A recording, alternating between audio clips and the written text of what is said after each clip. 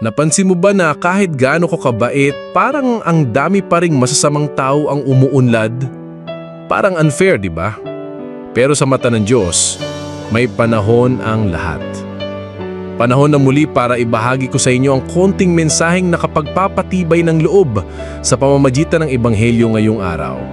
July 26, 2025, Memorial of Saints Joachim and Anne, Parents of the Blessed Virgin Mary. Ako po si Brother Rai pa sa inyo mga ka-disciple.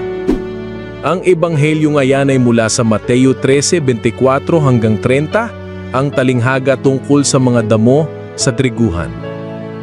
Sabi ni Jesus, may isang taong naghasik ng mabuting binhi sa kanyang bukid.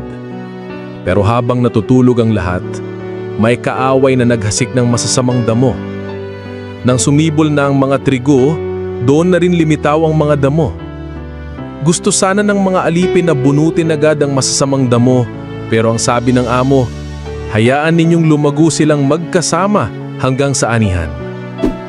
Mga ka-disciple, ang trigo ay ang mga gumagawa ng kalooban ng Diyos. Ang damo, ang masasama o mapanira. Pero bakit pinapayagang magkasama? Dahil ang Diyos ay mapagpasensya. Ayaw niyang mapinsala ang trigo sa pagmamadali. At sino ba nakakaalam? Baka yung masasamang damo ngayon ay maging trigo rin balang araw. Ito ang aral. Hindi natin role ang manghusga.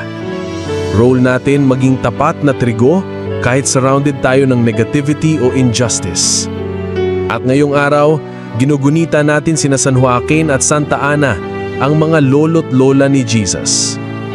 Hindi sila sikat sa maraming salita sa Biblia, pero sila ay ugat ng pananampalataya. Tahimik, matyaga, at nagtanim ng mabuting binhi sa puso ni Maria. Kaya kung ikaw ay magulang, lolo o lola, malaki ang papel mo sa paghubog ng kabanalan ng susunod na henerasyon. Mga ka-disciple, huwag tayong mainip o mawala ng loob kung may damo sa paligid natin. Maging tapat na trigo at hintayin ang anihan ng Diyos.